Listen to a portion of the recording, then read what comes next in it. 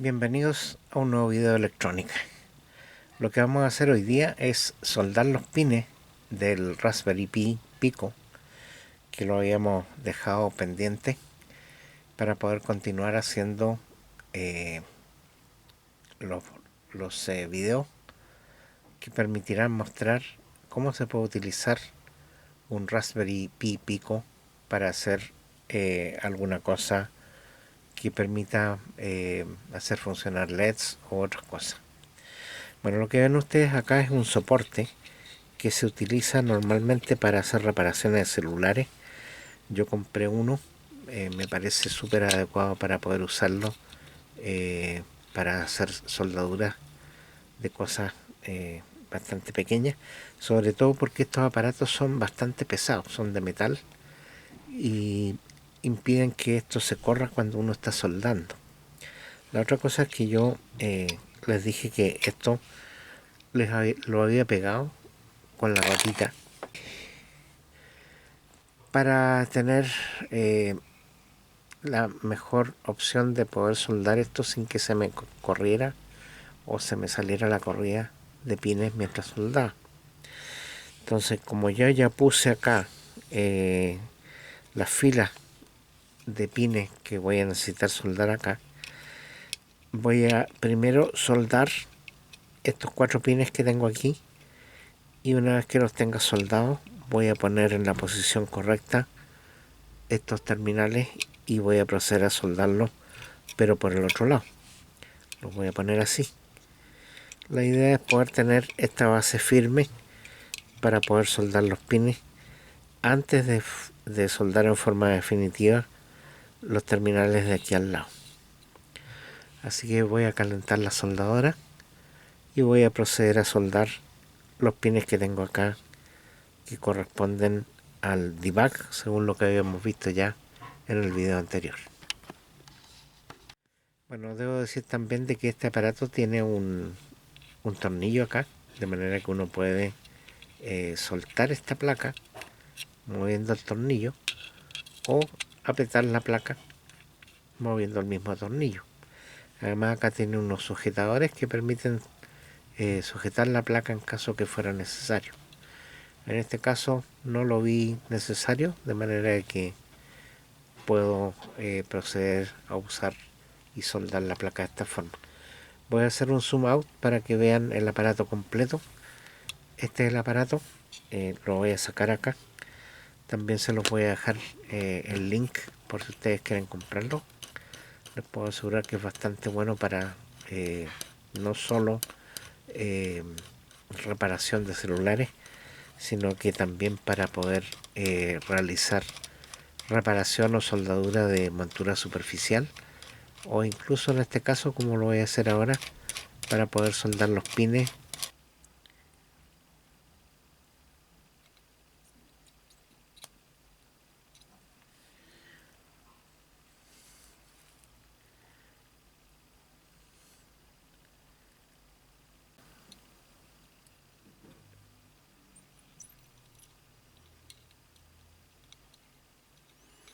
Estoy usando soldadura de 0,5 milímetros, lo pequeño que es lo que estamos soldando, y eso que hay componentes de montura superficial en este circuito que son.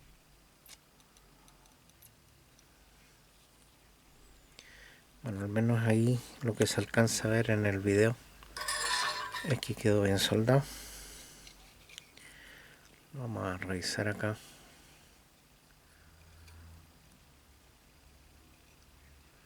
El primero se ve como una bolita de soldadura, es demasiada la soldadura que tiene.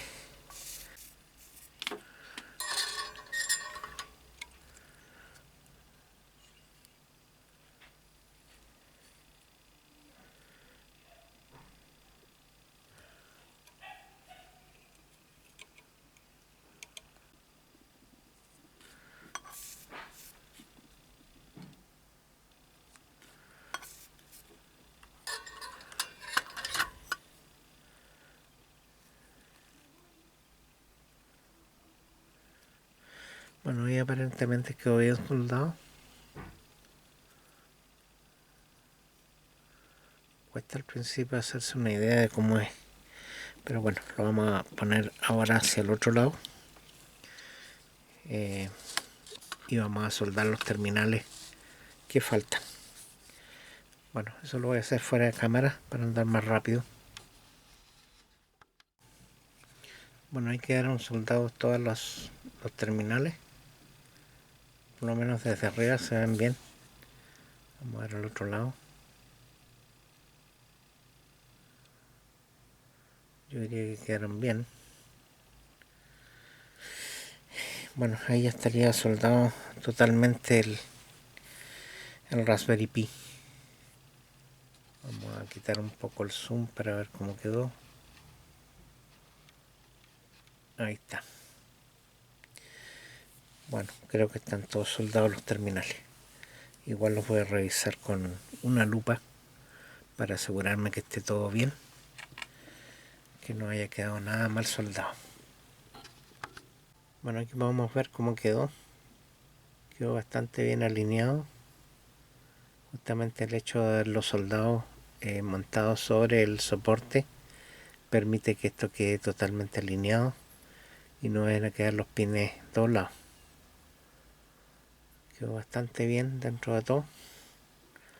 A ver, vamos a ver con el zoom a ver si podemos verla, revisar la soldadura. Ahí se puede ver en primera vista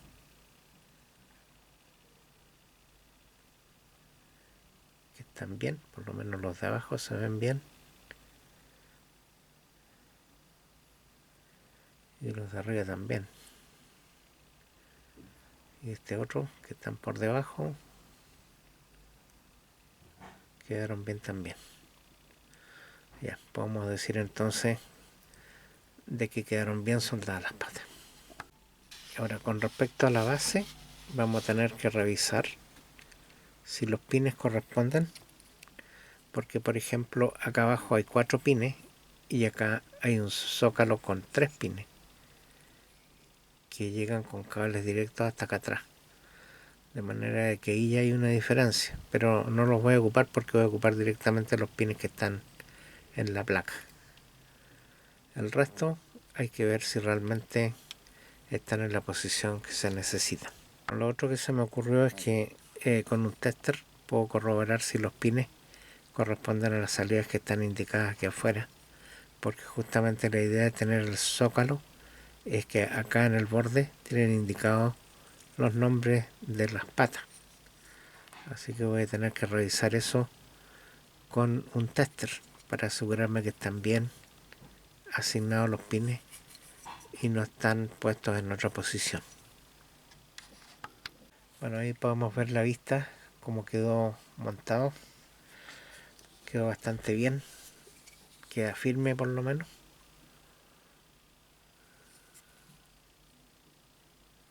Y además acá tenemos la opción de poner un enchufe tipo barrel para alimentar el circuito. Bueno, lo que vamos a ver ahí es un repaso de las características que tiene el Raspberry Pico. Por ejemplo, podemos ver de que el consumo mínimo es de 1,3 mA y el consumo máximo es de 93 mA.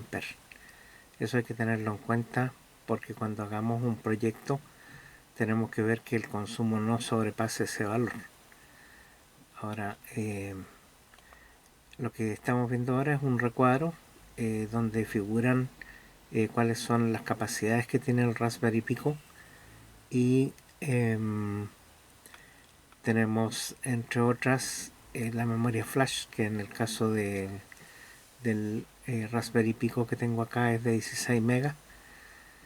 La memoria SRAM es de 264 kilobytes, tiene 26 pines digitales, 16 de los cuales pueden ser PWM, tiene 2 controladores SPI, 2 controladores I2C, 2 UART y a pesar de que la vez anterior yo les había dicho que el Arduino Nano no tenía ninguna, tiene una, lo averigüé. Después entrada analógica tiene 3 ADC de 12 bits, alimentación de 5 voltios, alimentación no regulada de 1,8 a 5,5 voltios. Y por último, de los lenguajes, el lenguaje que maneja, bueno, son varios, puede manejar el MicroPython, que es el que vamos a usar hoy día, el BASIC, también lo encontré, se puede programar en BASIC, y eso en cuanto al lenguaje interpretado. El lenguaje compilado tenemos C, C++, y las interfaces, tenemos interfase IDE Tony. Yo la vez anterior les había dicho que era Tommy, pero en realidad es Tony con doble N. Arduino, y todavía no sé si puede manejar Eclipse y Atom, pero a mí se me ocurre que sí. Además tiene sensor de temperatura, biblioteca rápida de punto flotante, reloj de precisión, temporizador en chip y el USB 1.1. Bueno, lo que vamos a ver ahora además va a ser cómo se instala el IDE, el Tony. Para eso vamos a ver algunas láminas acá y vamos a ver cómo se instala. Bueno, lo primero que hay que hacer para instalar Tony es ir al sitio web tony.org, como se muestra aquí en la pantalla, y ustedes van a tener una pantalla en que da opciones de bajar las versiones de Windows, de Mac o de Linux.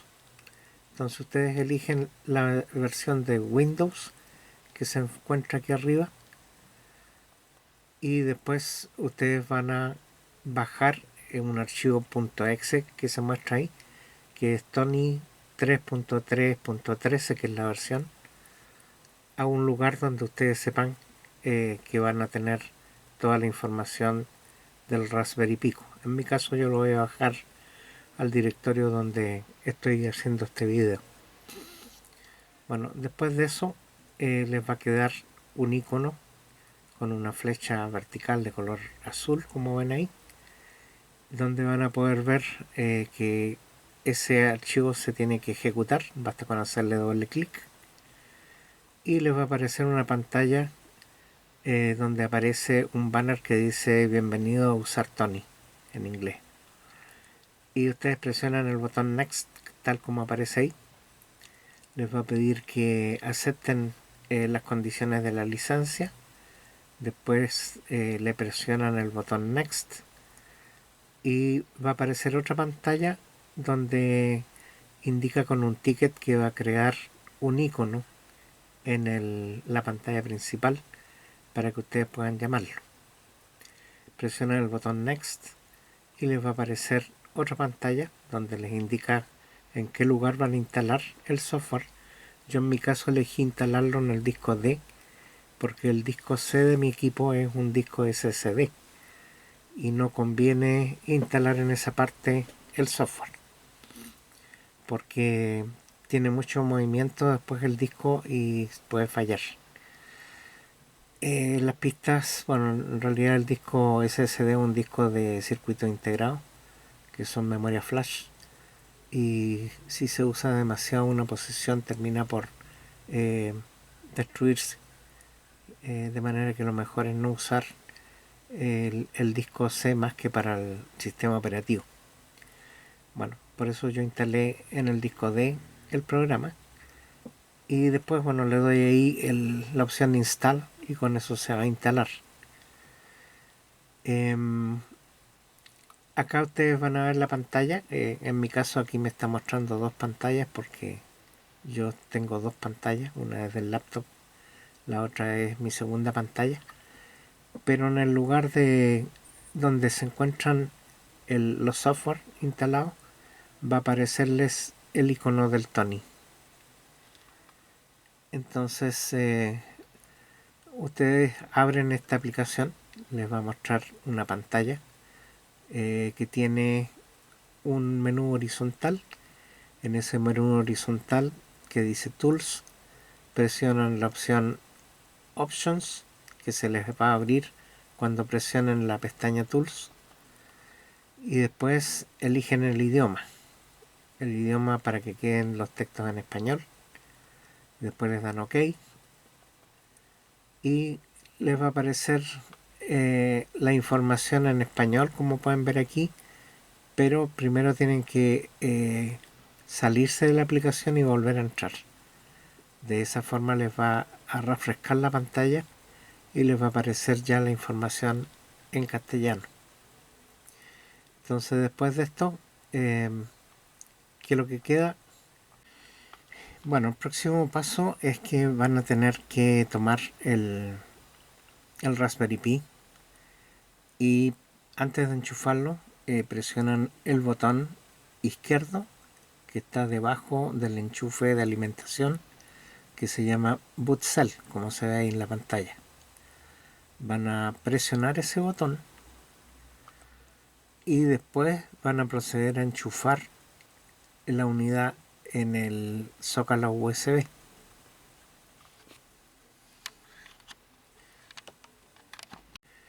Lo que va a suceder enseguida es que la máquina va a reconocer la unidad de Raspberry como si fuera un pendrive y les va a mostrar el contenido, y en ese contenido van a haber dos archivos, un archivo que se llama index.html y otro archivo que se llama info.uf2.txt. Bueno, después de eso ustedes se van a la parte donde dice intérprete, tal como les muestro aquí en la pantalla, y van a buscar la versión que dice, o la opción que dice MicroPython Raspberry Pi Pico, y después les dan OK. Con eso lo que van a hacer es que van a permitir que se instale el software dentro del Raspberry Pico y que se configure en el sistema. Después ustedes les dicen ahí que el intérprete va a ser MicroPython Raspberry Pi Pico y que intente detectar el puerto automáticamente. Después de eso presionan el botón OK y ya debería estar funcionando el aparato. Una vez que está cargado el intérprete MicroPython que vamos a utilizar, vamos a poner en la sección de consola en la pantalla la palabra print entre paréntesis, comillas y una palabra cualquiera. Podríamos ponerle el típico hola mundo, entre comillas, cerramos paréntesis y damos un enter, y si nos responde quiere decir de que el intérprete de comando está instalado perfectamente y ya podemos utilizarlo. Si por ejemplo escribimos acá 5 más 6 y le damos enter, tiene que respondernos 11. O sea, está funcionando perfectamente y ya podemos empezar a hacer programas. Ahora, esto es la parte de consola, la parte que corresponde al programa. Vamos a hacer un zoom out aquí para ver. En la parte superior, esta es la parte que se puede escribir los programas. Vamos entonces a ver, ya tenemos conectado el dispositivo, el Raspberry Pico, está conectado a la puerta USB, y vamos a hacer un pequeño programa para poder prender el LED que tiene internamente el aparato. Bueno, aquí podemos ver que en la parte superior, en la parte donde se puede escribir un programa, primero hay números en el costado izquierdo y ahí he escrito una frase que dice from machine import pin. Después dice LED igual pin 25, pinout, pin.out, cierro paréntesis, y después viene LED.value 1.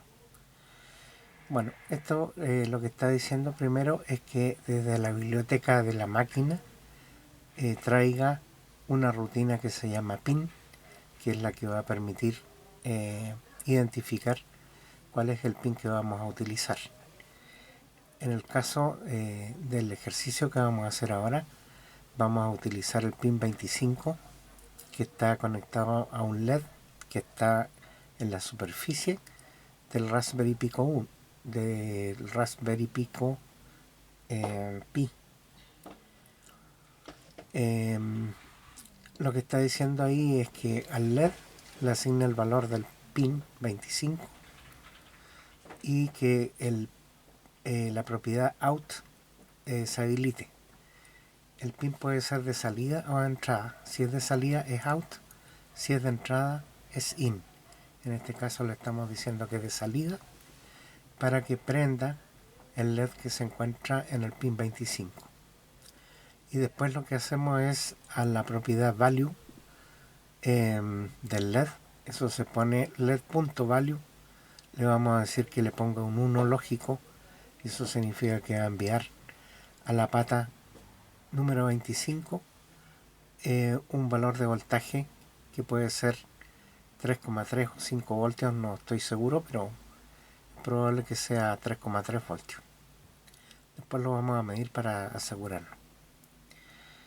Bueno, si yo muestro en este momento cómo se encuentra el dispositivo,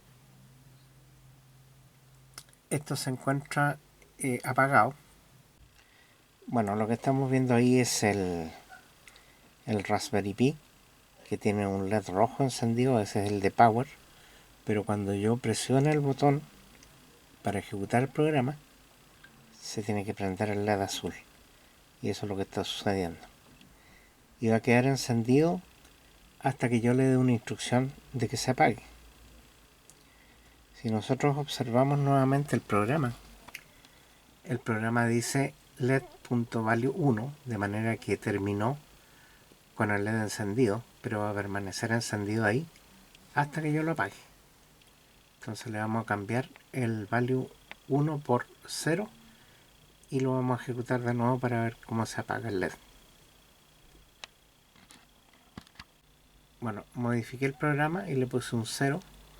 Para ejecutarlo basta con presionar ese botón de color verde y voy a enfocar aquí abajo el aparato para ver que cuando yo presione el botón se apaga el LED. Entonces ahí pueden ver ustedes que ese LED que está conectado al pin 25 se puede manejar directamente con un programa. Bueno, la idea es que estos programas se pueden guardar, y yo para guardarlos me voy acá a la opción que dice fichero arriba, presiono la pestaña y le digo acá guardar como. Si decimos guardar como, nos va a preguntar si lo guardamos en el computador o dentro del Raspberry Pico. En el caso que yo presione aquí dentro del computador, este computador me va a abrir un lugar donde yo puedo guardar el archivo. En este caso yo da una ruta que es disco D, data, electrónica, Arduino, Raspberry Pi, programa. Ahí donde guardaba mis programas. Entonces esa es la parte donde van a ir quedando almacenados, y para que quede guardado el programa hay que darle un nombre y un sufijo terminado en PY de Python. Bueno, así como nosotros pudimos hacer funcionar un LED en el procesador del Raspberry Pi, podemos también ejecutar desde el mismo computador, y en la salida de la consola debe ir a aparecer el resultado. Esto es lo mismo que hicimos hace un rato atrás. Vamos a imprimir hola. Cuando yo presiono el botón verde aquí arriba, este comando se va a ejecutar y va a aparecer el resultado en la consola que se encuentra abajo. Entonces nos vamos a mover hacia la consola de abajo. Ahí está la consola. Ahora voy a presionar el botón y nos aparece el resultado ahí. Hola. Nosotros también podemos borrar lo que está en la consola. Para eso damos botón derecho y después presionamos limpiar, y nos va a limpiar toda la salida de la consola. Esto significa que podríamos usar el programa que se encuentra del emulador del MicroPython para programar y probar las cosas que vamos a hacer antes de llevarla al Raspberry, o simplemente hacer operaciones que después también las podríamos hacer en el Raspberry Pi, pero probándolas previamente en esta consola. Vamos a hacer otras pruebas ahora. Bueno, este es el circuito que vamos a hacer y esta es la representación en LED que he hecho con un protoboard pequeño donde están incluidos los cables que van a comunicarse con los puertos de salida del Raspberry, la resistencia, que son de 220 ohmios, y los LED rojos, que son 5, que están conectados por la parte plana, que viene a ser el cátodo, hacia el negativo. El negativo de todos los cátodos se une con estos cables y llega hasta este cable azul, que lo vamos a conectar a tierra. Los otros terminales se van a conectar a las puertas que están conectados a los pines 2, 3, 4, 5 y 6. Entonces eso lo vamos a hacer de inmediato y les muestro cómo queda. Bueno, ahí ya se encuentra conectado y funcionando el programa. Lo que está haciendo es encender un LED cada vez y está conectado a los pines, sería el 0, 1, el 2, del 2 al 6. Esa es la cosa. Y de acuerdo al diagrama que había mostrado yo antes. Ahora vamos a ver el programa, cómo funciona.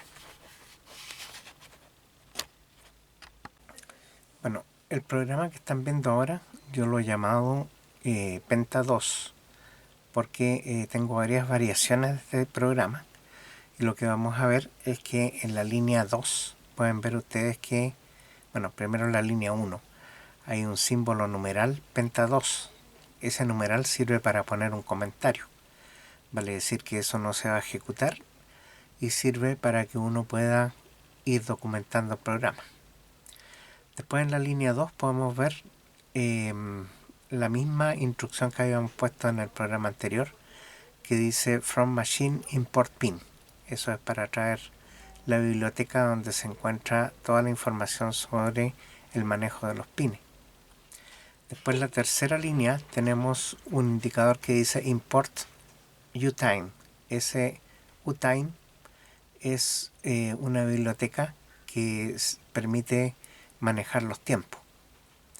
Después en la línea 5, 6, 7, 8 y 9 tenemos definido 5 LEDs. Los LEDs están con nombres que tienen una línea baja con un número. Así estoy identificando el LED 1, 2, 3, 4 y 5. Y a su vez le estoy asignando un pin. Para el LED 1 le voy a asignar el pin 2, para el LED 2 el pin 3, para el LED 3 el pin 4, para el LED 4 el pin 5 y para el LED 5 el pin 6.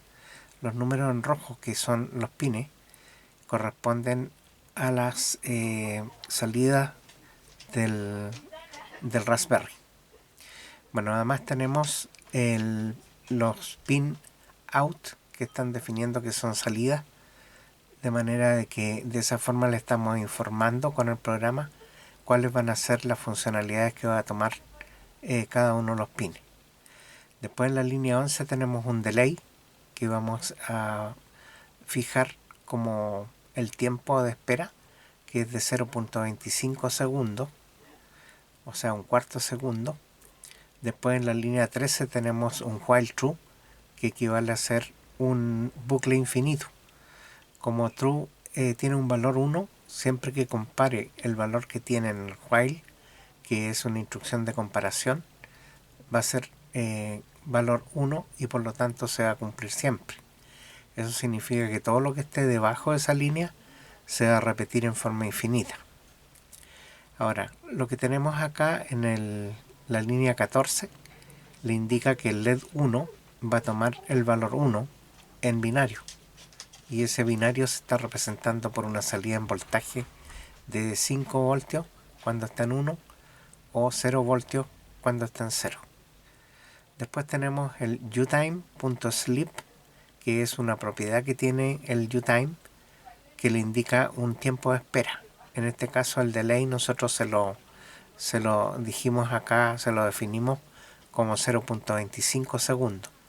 De manera que primero va a encender el LED 1, después va a esperar un tiempo de 0.25 segundos y después lo va a apagar. Después hace lo mismo con el LED 2, enciende el LED 2, espera un tiempo de 0.25 segundos y lo apaga. Y eso también lo va a hacer con el LED 3, con el LED 4 y con el LED 5. Cuando termine apagando el LED 5, va a volver a iniciar la secuencia y va a prender el LED 1. Y eso es lo que está haciendo en este momento. Por eso que vemos los LED funcionando y haciendo ese movimiento.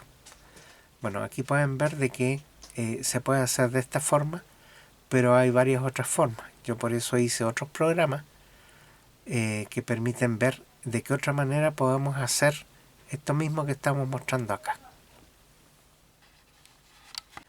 Bueno, lo que les voy a mostrar ahora es una variante del programa que yo la llamé Penta 3. Penta lo llamé por 5 y como son 5 LED, encontré que se podía hacer un nombre adecuado. Entonces lo único que modifiqué acá es que en vez de usar LED1.value, usé en este caso el LED 1.high para encender el LED y un LED 1.low para apagar el LED. Y eso lo hice en todas las instrucciones que contenían LEDs para encender o apagar los LED. Y pueden ver que el efecto es exactamente el mismo. De manera que ahí ya pueden ver de que se puede usar .value con 1 para encenderlo o .high para encenderlo sin ningún parámetro dentro del argumento. Y la otra forma es .value 0 para apagarlo o .low sin argumento para apagarlo. Y de esa forma pueden hacer lo mismo que se hizo en la anterior. Bueno, lo que les voy a mostrar ahora es un programa que llamé Penta 4 y que las líneas iniciales están más o menos igual, nada más que en la línea 15 ustedes pueden ver que aparece LED 1.value 0, LED 2.value 0 y así hasta LED 5.value 0. Pero esa línea la tengo comentada. Y la otra línea dice LED 1.low, LED 2.low hasta llegar a 5. Bueno, ahí pueden ver de que en realidad lo que estoy haciendo es inicializar todos estos valores de los LED en 0 para que permanezcan apagados. ¿Por qué? Porque ahora voy a utilizar otra propiedad que es el toggle, que lo pueden ver aquí en la línea 19, que también lo tengo en este momento comentado. ¿Qué es lo que hace eso? El toggle lo que hace es que cuando el LED está apagado, si uno le dice toggle, lo que hace es que lo enciende. Y si está encendido, al hacerle toggle, lo apaga. Eso equivale a tener un interruptor que cambia el estado dependiendo de lo que tenía antes. Bueno, lo otro es que dejé comentada esa instrucción de manera que esa instrucción no se está utilizando y solamente aparece 20 y 21 que están operativas, que sería el delay y el cambio de estado. Como inicialmente yo en la línea 16 le estoy diciendo que partan todos los LED apagados, después de hacer una espera de un cuarto segundo, va a encender el LED, porque si está apagado lo va a encender con el toggle. Después vamos a hacer lo mismo con el LED número 2, de manera que también lo va a encender, porque si está apagado lo va a encender. Lo mismo lo va a hacer con el LED 3, después con el 4 y con el 5. Entonces vamos a ver qué efecto tiene esto sobre los LED. Lo voy a ejecutar ahora. Primero lo voy a detener y después lo voy a ejecutar. Bueno, ahí pueden ver de que los LEDs se van prendiendo, pero hay un LED que queda encendido, de manera de que el LED número 4 queda siempre encendido, se apaga y se vuelve a encender. Entonces nosotros tenemos que hacerle una mejora a este programa, y esa mejora se va a obtener haciendo un cambio acá, sacando los símbolos numerales que están en las columnas 19, 23, 27, 31 y 35. Ahí vamos a ver qué es lo que va a suceder. Bueno, ahora pueden ver de que he descomentado las líneas 19, 23, 27, 31 y 35, y he vuelto a correr el programa y pueden ver que ahora está funcionando bien. No hay ningún problema en los LED, funcionan en la secuencia correcta. Entonces ahora les voy a mostrar otra modificación para que vean qué otras cosas se pueden hacer con estos mismos LED. Bueno, lo que vamos a hacer ahora es que vamos a detener el programa presionando el botón que está acá en rojo, que dice Stop. Después vamos a ir acá a donde dice Fichero y vamos a abrir un fichero, abrir un archivo en el fondo. Y aquí vamos a ver que nos aparece una pantalla o una ventanita que tiene una indicación de dónde quiere abrir el archivo, desde el computador o desde el Raspberry Pico. Y lo que le vamos a decir es que lo abra desde el Raspberry Pico. Ahí nos va a abrir una nueva ventana que la vamos a ver ahora. Voy a sacar un poquito el zoom.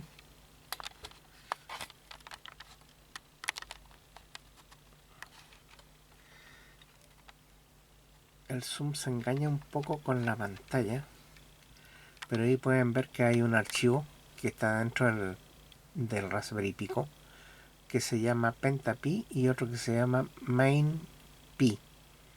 Bueno, el MainPi es el que se puede ejecutar en forma autónoma dentro del aparato. Yo hasta ahora todos los programas que he hecho correr han corrido desde el computador, pero han hecho funcionar el Raspberry Pico. Pero ¿qué pasa si nosotros queremos que funcione en forma totalmente autónoma? O sea que lo saquemos, lo enchufemos con una fuente externa y el aparato siga funcionando. Bueno, para eso necesitamos escribir el programa en un archivo que se guarda dentro del Raspberry Pico y que se llama main.py.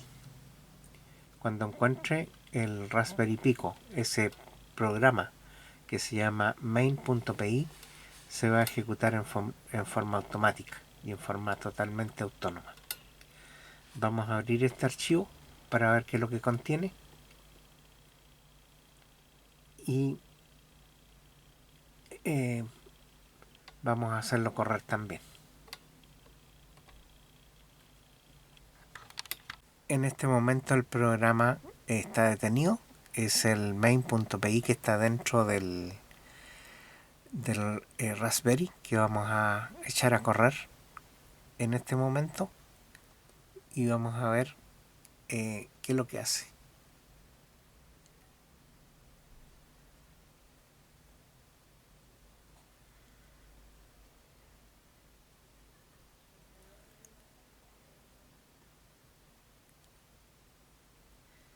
Ahí podemos ver de que el funcionamiento es más o menos aleatorio. Vamos a detenerlo de nuevo.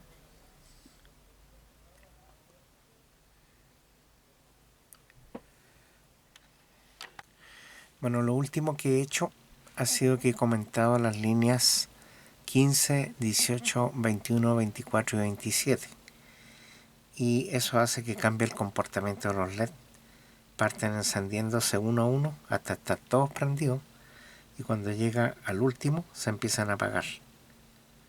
Y después repite la secuencia. Y eso se logra solamente comentando las primeras líneas de cada LED de manera de que es un funcionamiento diferente. Ahora lo que hay que tener cuidado es que, como habíamos visto, el Raspberry Pi Pico tiene menos capacidad de de consumo eléctrico, y eso significa de que si tenemos varios LEDs encendidos hay que tener cuidado de no sobrepasar el máximo que puede entregar el Raspberry Pico, porque en caso contrario el aparato se puede quemar. Ahí les voy a poner la tarjeta donde sale la información para que veamos cuál es el máximo que podemos estar consumiendo con este aparato. Hay que recordar de que el Arduino tenía mayor capacidad, creo que son 200 mA, de manera de que puede mantener encendido todos los LEDs sin ningún problema. Ahora, en este caso, igual el tiempo es tan breve que es muy probable que no le afecte al aparato, pero hay que recordar de no dejar enclavados los estados cuando sobrepasan el máximo del, en este caso, Raspberry Pi Pico. Bueno, espero que les haya gustado. Si han llegado hasta aquí, quiere decir que han visto el video completo.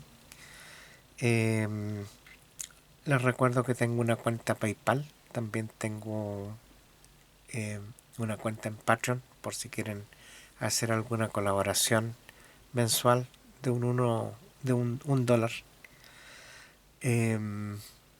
Lo otro es que si les gustó el video, pongan una manito arriba y suscríbanse si no están suscritos al canal.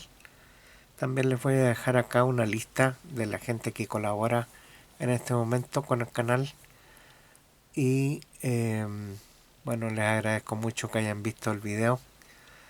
Y será hasta un próximo video. Espero que les haya gustado esto que les mostré del Raspberry Pi Pico. Bueno, esto es apenas el inicio. Yo voy a estar haciendo programas relacionados con esto, pero la mayoría de la información que he encontrado hasta ahora está relacionada con el lenguaje C y C++. Así que estoy buscando más información sobre MicroPython para poder manejar otros dispositivos, que es lo que voy a estar mostrando en videos siguientes. Así que bueno, eso será y será hasta el próximo video, como les dije. Muchas gracias.